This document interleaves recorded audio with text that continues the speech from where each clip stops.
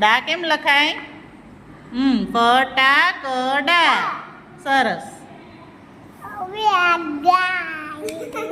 હવે એ શું છે? ગાય છે. તો ગાય કેમ લખાય? ગાય કેમ લખાય?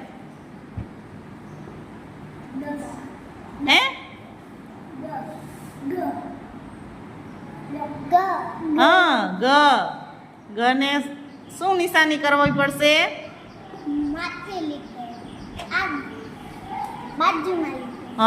બાજુમાં લીટો કરવાનો છે. ગને કાનો માતર ગા. પછી શું લખવાનું? બોલો એટલે ખ્યાલ આવી જાય. ગાય. શું લખશો? ગા તો લખો. હવે ગાય કેમ લખાય?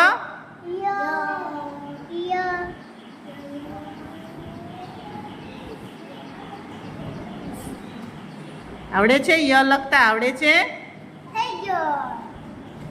દ્રષ્ટિને થઈ ગયો?